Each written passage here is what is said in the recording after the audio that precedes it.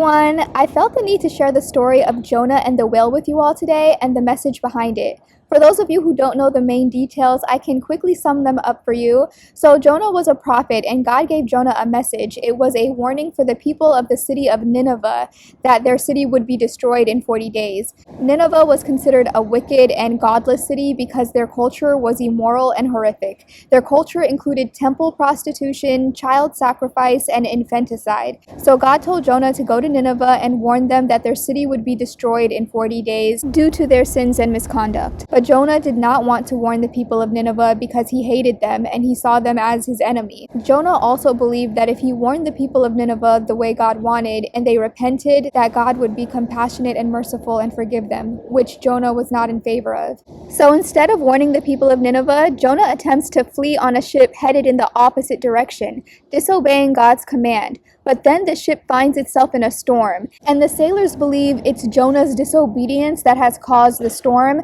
so they choose to throw Jonah overboard.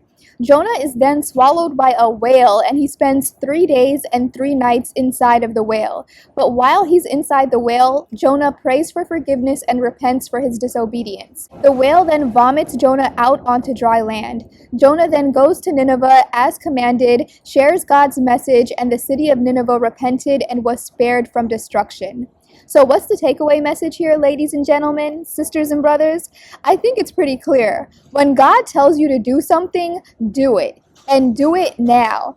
The same goes for our gifts. Just like God gave Jonah the prophecy to share with the people of Nineveh, God has given us gifts to share with the world. And many of us try to flee from our gifts because we think it's too hard or impossible to make it happen, to bring the gift into fruition. But there's no running away from it successfully. Running away from it will just land us in a storm of dead-end jobs. It will land us in the whale of stagnation, despair, and darkness. When God gives you a gift to share with the world, you must be obedient and use it, so that God can bless you and others through it. And if you try using your gift more, you'd realize that it's actually what you want to do, because it's what you were meant to do. It comes easily to you. But many of you are avoiding doing what God has sent you here to do because you think it's too much of a long shot. You think you won't be successful. And now you found yourself circling in a storm around a bunch of people who want to throw you overboard. Or you found yourself alone in the belly of the whale, feeling helpless, feeling stuck.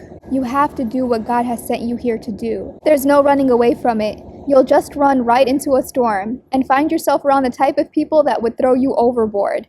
And you know what the crazy thing is? When it comes to our gifts, you'll realize God's just trying to get you to do what you really want to do anyway, but we think it's not going to work. And God is trying to build our faith in that area. Don't have more faith in the paycheck than God, because God wants to give us way more than the rat race could ever offer us.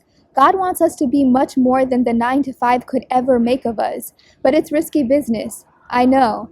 God's blessings are going to cost us something, but it'll be worth it in the end. While taking the comfortable route is never worth it in the long run. There's really only one smart option, because the alternative of following God's will only leaves us in scarcity, despair, some form of lack or limitation, and a lesser life. God's will costs us everything we have, our old life, and requires courage, patience, immense bravery, and faith. But the big thing about following God's will versus trying to take the comfortable path is that following God's will never forces us to go against ourselves. It never forces us to go against our values or make ourselves smaller. Taking God's will always builds us up, even when it's building our humility.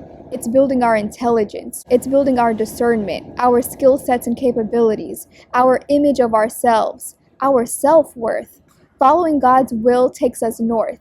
It takes us where we really want to go. If we refuse to be faithful and go into alignment with God's will, we're only headed south. God wants to help us help others through our gift. That's how God intended for humanity to be. It was not to create an economic 9-to-5 of purposeless work, where 1% of people access abundance and hoard it for themselves while the majority struggle. God gave us all different gifts so that we would need each other and learn the joy of both giving and receiving. Our gifts should also give us a sense of purpose and value because we're able to help others with it, and we should find our value in service, not our material things or money. I hope this message serves you well and that you'll really take the hint from Jonah and stop running from what God is calling you to do. You may not find yourself inside of a whale, but if you're ever feeling trapped, stagnant, like you're meant to do more with your life, take it as a sign and start trying, start praying, and start doing.